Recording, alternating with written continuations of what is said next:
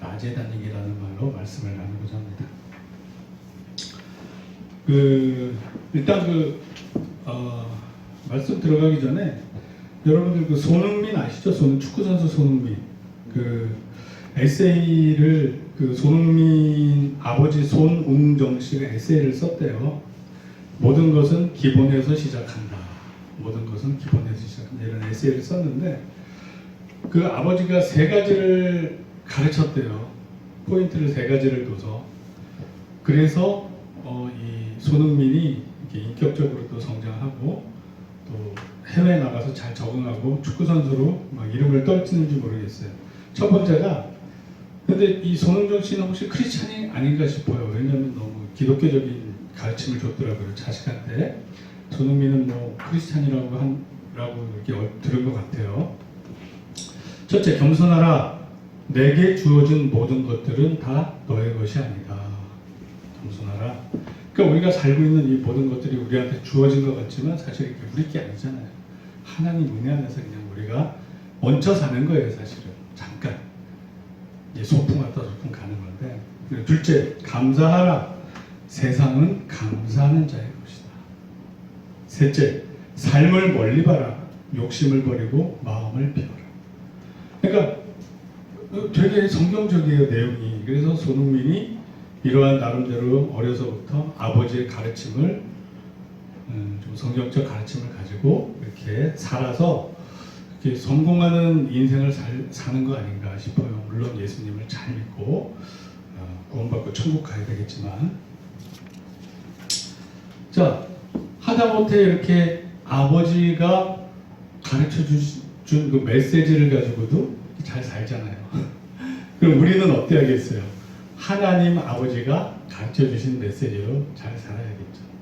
하나님 아버지의 이 가르친 메시지를 한번 우리 보자고요. 우리가 읽은 본문을 통해서 제가 한 3가지 정도를 유추하려고 그래요. 첫 번째는 이 나사로가 병들어 죽게 됐는데 예수님께서 가서 고쳐주시지 않으셔요. 그냥 나사로가 죽도록 놔두세요. 그러니까 나사로의 죽음이 하나님과 예수님의 계획 안에 있었던 거예요. 보통 예수님은 그냥 죽기 전에 다 살려주셨는데 유독 나사로, 자기가 사랑하는 나사로를 죽도록 그냥 두세요. 하나님의 계획하심 아래에 있었어요. 왜냐하면 예수님께서는 절대 혼자 결정해서 행하시지 않으시는 분이에요. 예수님께서는. 제가 그 근거 말씀을 한 3구절만 제가 말씀드릴게요. 요한복음 5장 19절. 그러므로 예수께서 그들에게 이르시되 내가 진실로 진실로 너에게 이르노니 아들이 아버지께서 하시는 일을 보지 않고는 아무것도 스스로 할 수 없나니. 그러니까 아들은 하나님이 보여주시는 거, 하나님이 시키시는 거 외에는 아무것도 스스로 할 수 없대요. 스스로 안 하신대요. 하나님이 하려는 것만 하신다는 거예요. 아버지께서 행하시는 그것을 아들도 그와 같이 행하느니라. 요한복음 5장 30절 말씀. 내가 아무것도 스스로 할 수 없노라. 듣는 대로 심판하노니 나는 나의 뜻대로 하려 하지 않고 나를 보내신 이 뜻대로 하려 함으로 내 심판은 의로우니라. 그러니까 예수님께서는 그냥 하나님이 하려는 대로만 생각하시고 행하셨어요. 요한복음 8장 28절. 이에 예수께서 이르시되 너희가 인자를 든 후에 내가 그인 줄 알고 또 내가 스스로 아무것도 하지 아니하고 오직 아버지께서 가르치신 대로 이런 것을 말하는 줄로 알리라. 그러니까 예수님은 말과 행동, 생각 모든 것을 그냥 하나님 뜻대로만 행하셨어요. 아무것도 스스로 하지 않으셨대요. 아무것도. 그러니까 나사로가 죽도록 내비둔 것은 결국 누구의 뜻이다? 하나님의 뜻이다. 하나님의 뜻이었기 때문에 예수님은 가서 고쳐주지 않고 죽도록 내비두셨어요. 나사로가 죽고. 근데 그 이유가 뭐예요? 목적이 잘 나타나 있어요. 목적이 15절에 나타나 있어요. 내가 거기 있지 아니한 것을 너희를 위하여 기뻐하노니 이는 너희로 믿게 하려 함이라. 믿게 하려 함이라. 즉 하나님께서 그냥 죽도록 내버려 두신 이유가 믿게 하려 함이래요. 즉 어떤 영적 유익을 위해서 그래요. 저와 여러분들이 살아갈 때 모든 일이 다 만사형통되지 않잖아요. 고난의 강을 건널 때도 있고 광야를 지날 때도 있어요. 왜 이렇게 힘들게 그냥 내버려 두시지? 우리의 영적 유익을 위해서 그래요. 왜냐하면 나사로가 죽도록 내비들어 두신 이유가 15절에 그들로 하여금 믿게 하려 함이래요. 예수님을 더 잘 믿게 하기 위해서, 하나님과 더 가까워지게 하기 위해서 나사로를 그냥 죽도록 내버려 두시는 거예요. 다른 이유가 아니라. 그러니까 하나님한테는 우리가 그냥 이 땅에서 잘 먹고 잘 살고 만사 형통 그냥 스무스하게 살아가는 게 그분의 뜻이 아니라, 어떻게 하면 나의 자녀들이 나를 알고 나를 잘 믿고 나를 더 잘 따를까, 거기에 더 초점을 두시는 거예요. 거기에 나사로는 사용이 됐던 거예요.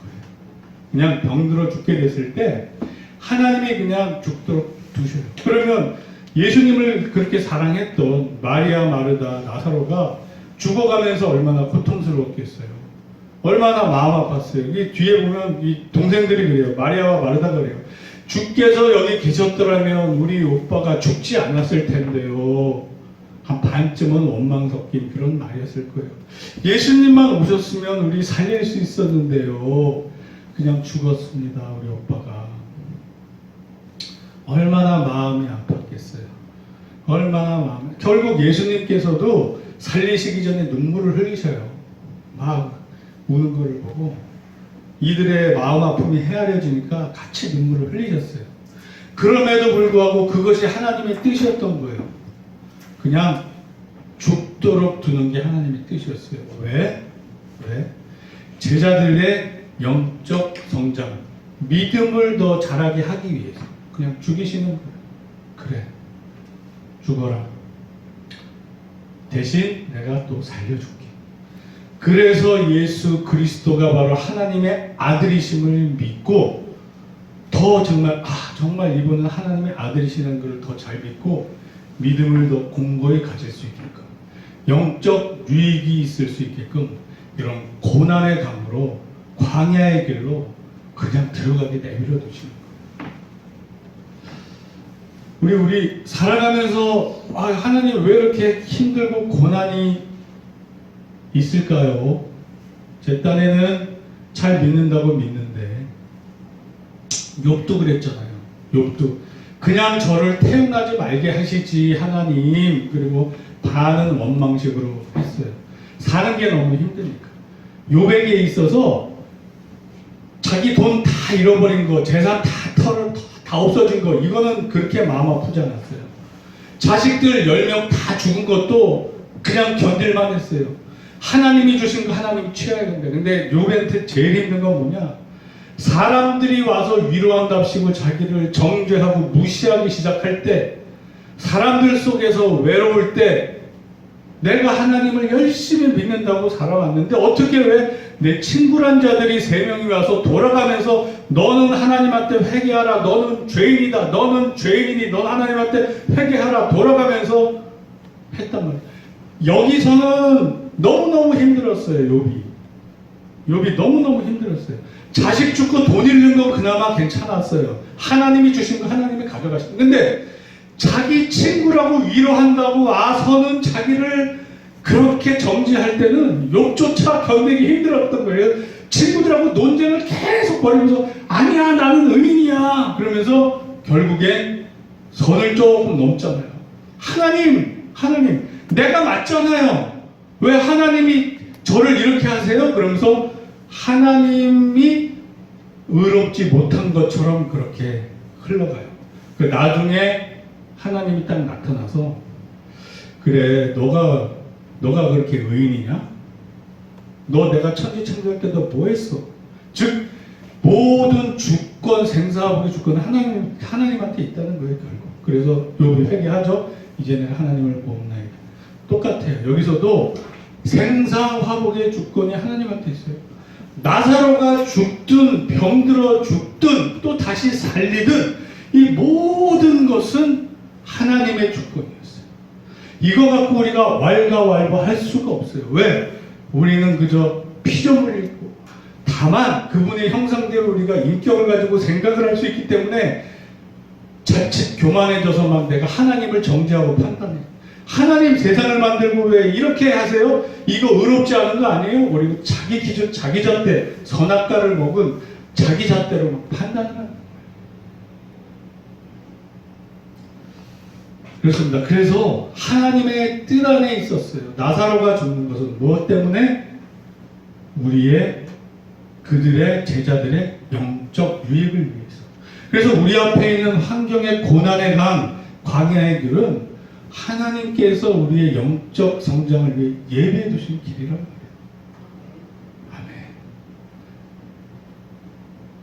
아멘. 너무 힘들다 보면 하나님한테 반은 욕처럼 반은 원망식으로 갈 수 있어요. 마리아와 마르다 같이 반은 원망식으로 할 수 있어요. 주님이 계셨더라면 우리 오레비가 죽지 않았을 텐데. 그러나 결국 긍휼한 마음으로 또 예수님이 안 살려주셔도 그만이에요. 사실 이 주권은 하나님한테 있기 때문에. 그러나 불쌍히 여기시고 살려주시는 것도 하나님의 주권이신 거예요. 그래서 살려주시죠. 살려주셨어요. 자, 그래서 첫째 우리가 알 수 있는 것은 우리에게 광야의 길이 허락되는 것은 무엇을 위함이다? 우리의 영적 유익을 위함이다. 여러분, 삶에 좀 힘드시더라도 내가 더 하나님한테 가까이 가는 길로 인도하십니다. 이렇게 생각하시고 힘드시더라도 주님을 찾으시기 바라요. 제가 오늘 차 타고 이제 운전하면서 인천으로 가면서 부모님 이제 교회 내려드리려고 가면서 이렇게 딱 드는 생각이, 이제 세상이 너무 회색이 되는구나. 세상이 너무 암울해지는구나. 저같이 백신 비접종자, 미접종자는 안 맞은 거고 비접종자는 스스로 맞기를 원치 않아서 안 맞는 사람이 비접종자예요. 저같이 백신 비접종자는 이제 영화 극장도 못 가요. 백신 패스 때문에. PCR 검사 이거 해야 돼요. 콧구멍 쑤시는 거 이거 저도 한 2번 해봤는데 그거 뭐 할 때마다 이제 어디 가고 싶을 때마다 그거 해야 돼. 도서관도 쑤시고 가야 돼요. 이틀 전에 미리, 하루 전에. 귀찮아서 안 하게 되잖아요. 자, 그리고 언론에서는 뭐라고 그래요? 미접종자 때문에 이렇다 그러는데 그게 아니잖아요. 지금 통계적으로 의사들이, 양심적인 의사들이 얘기하잖아요. 백신이 전파력을 막는 효과가 없다. 결국 그래서 미접종자, 접종자, 코로나 확진 비율이 마찬가지다. 그러면 지금 현재 돌아가시는 분들 대부분이 다 이 요양병원에서 돌아가시는데 백신 다 대부분 맞은 사람들이 다 돌아가신단 말이에요. 그러면 이 백신이 이게 무슨 효과가 있는 거예요? 그러면 미접종자가 무슨 거기 들어가지도 못하는데 왜 미접종자한테 그 사망 원인을 돌리냐고요. 자기네들이 잘못 계획하고 잘못 얘기하고 자기네들이 다 어겨가면서 국민을 속이고 호도하면서 미접종자한테 책임을 덤태기 씌우고 국민을 양분시키냐고요. 왜? 하는 짓이 왜 이러냐고요. 그러면서 여러분 세상 흘러가는 거 보세요. 우리의 자유권, 자기 선택권을 박탈하고 있는 거예요. 점점. 이렇게 가다가 나중에 666 표 받아라 그러면 그것도 그렇게 흘러가는 거예요. 이런 분위기가 계속돼서 자기 선택권이 없어지게 되면 이거 니네 의료 뭐 어쩌고 사회 뭐 이거 위해서 니네 표 받아야 돼 막 그러면서 표 안 받는 사람 죽여도 어쩔 수 없는 그런 분위기로 한 발자국 한 발자국 다가가는 게 보여요. 그래서 제가 오늘 운전하고 오면서 세상이 이렇게 회색으로 보이는 건 처음이에요. 요즘 들어서. 그냥 세상이 회색이구나. 이제 믿는 사람들 정신 바짝 차리고 믿음 지켜야 되는 시대가 오는구나.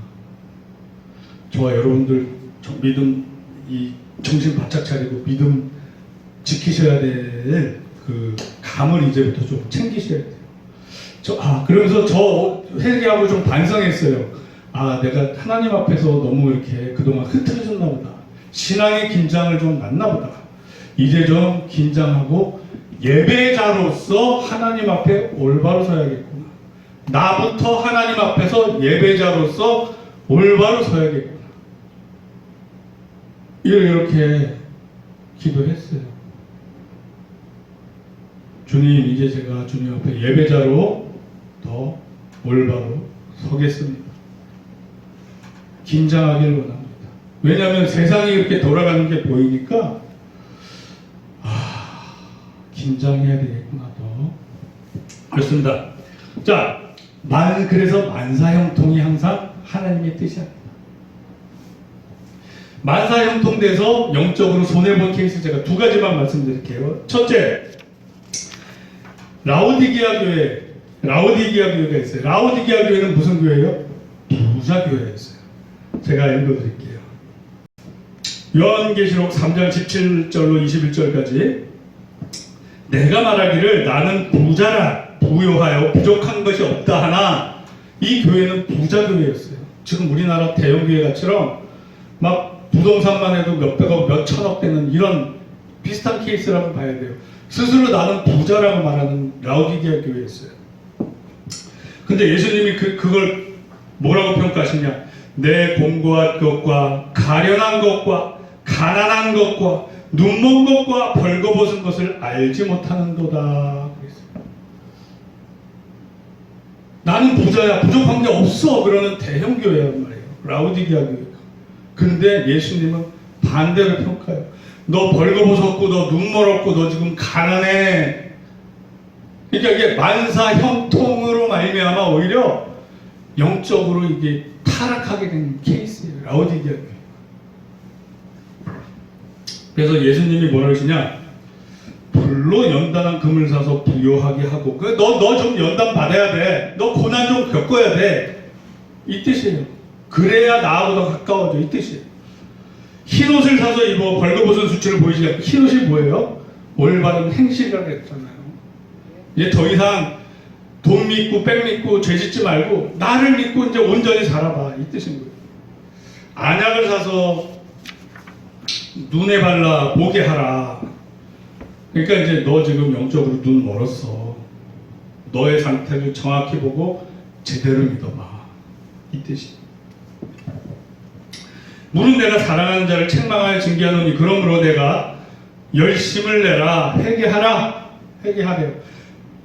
볼지어다 내가 문 밖에 서서 두드리노니 누구든지 내 음성을 듣고 문을 열면 내가 그에게로 들어가 그와 더불어 먹고 그는 나와 더불어 먹으리라. 교회인데 그 안에 예수님이 없었어요. 예수님이 이 교회 앞에서 두드리고 계세요. 야, 라오디게아 교회 마음을 열어. 그래야 내가 너희와 같이 있지. 죄 짓고 있으면 성령님이 소멸되잖아요. 우리와 함께 할 수 없잖아요. 이 라오디게아 교회가 하나님 뜻대로 불순종을 하니까 예수님이 함께 있을 수 없는 거예요. 야, 마음을 열어. 내가 너한테 들어가게. 같이 동행 좀 하자. 같이 동행 좀 하자. 이기는 그에게는 내가 내 보좌와 함께 함께 앉게 하여 주기를 내가 이기고 아버지 보좌에 함께 앉은 것과 같이 하리라. 또 하나 잠언에 또 이런 말씀이 있어요. 아굴의 잠언이 있잖아요. 아굴. 우리 기도할 때도 자주 하는 말인데 곧 헛된 것과 거짓말을 내게서 멀리 없어서 나를 가난하게도 마옵시고 부하게도 마옵소서 오직 필요한 양식으로 나를 먹이시옵소서. 즉 저 그냥 생존만 하게 해주세요.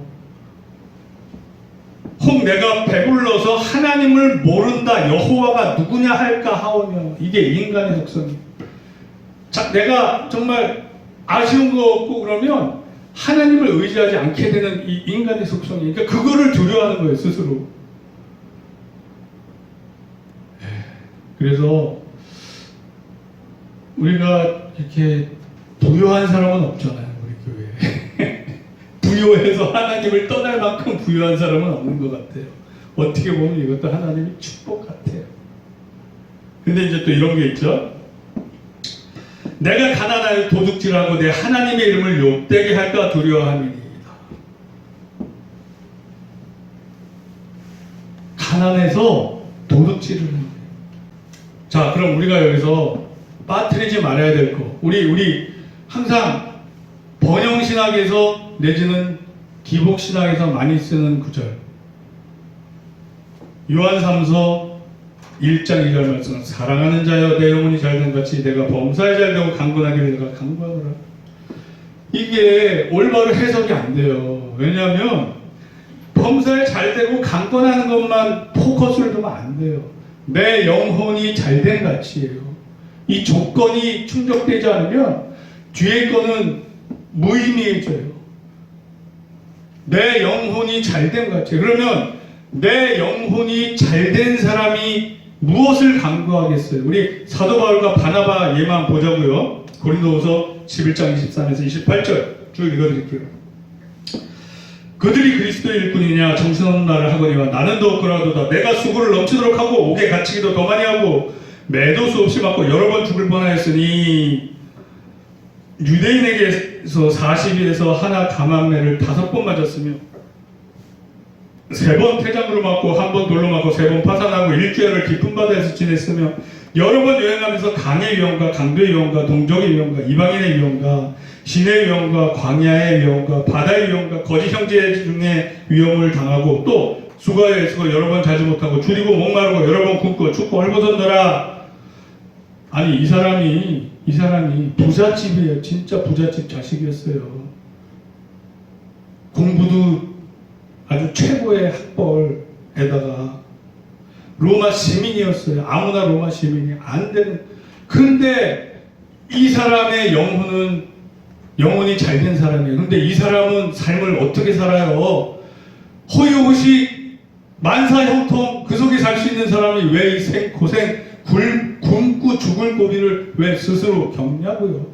이 사도 바울이 하나님한테 돈을 구했겠어요? 명예를 구했겠어요? 하나님 나라의 확장을 구했단 말이에요. 그러니까 내 영혼이 잘된 같이 범사에 잘되는 것은, 사도 바울한테 잘되는 것은 교회가 이방 나라에 많이 세워지는 거, 그게 그 사람한테는 그게 만사형통이에요. 그러니까 믿는 자와 안 믿는 자가 이 해석하는 방법이 완전히 다른 거예요. 내 영혼이 잘되는 또 다른 사람 바나바를 한번 보자고요. 사도행전 4장 36에서 37절. 구브로에서 난 레위족 사람이 있으니 이름은 요셉이라 사도들이 일컬어 바나바라 번역하면 위로의 아들이라 하니 그가 밭이 있음에 팔아 그 값을 가지고 사도들의 발 앞에 두니라. 만사 형통 돈 많이 주세요가 아니라 자기 있는 것조차 팔아서 하나님 나라 확장을 위해 쓴단 말이에요.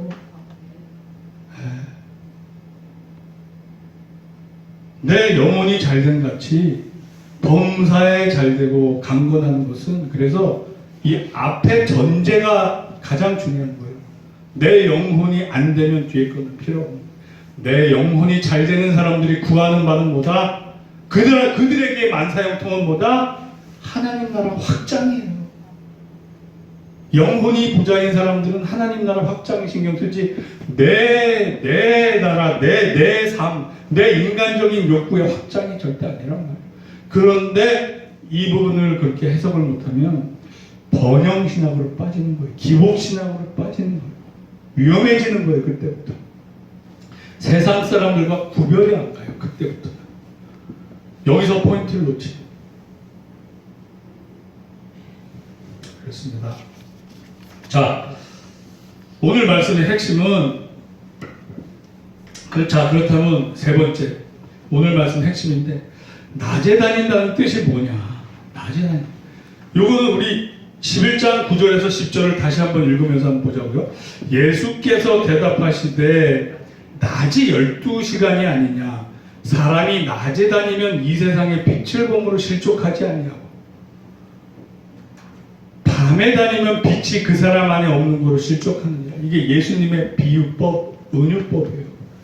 낮에 다니면 밝으니까 실족치 않는데 밤에 다니면 그 사람 안에 빛이 없대요. 아니 우리 안에 무슨 빛이 있어.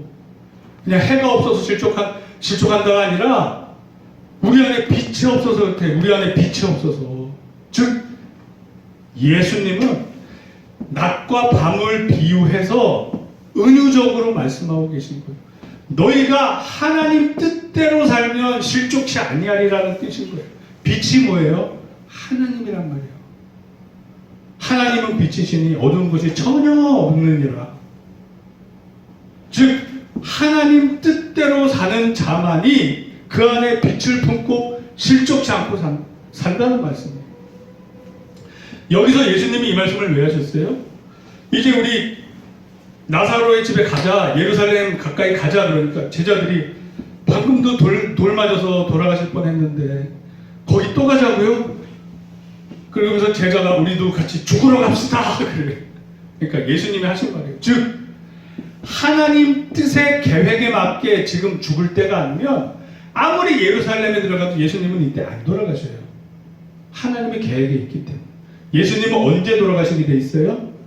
유월절 어린 양으로서 유월절에 돌아가시게 돼 있어요.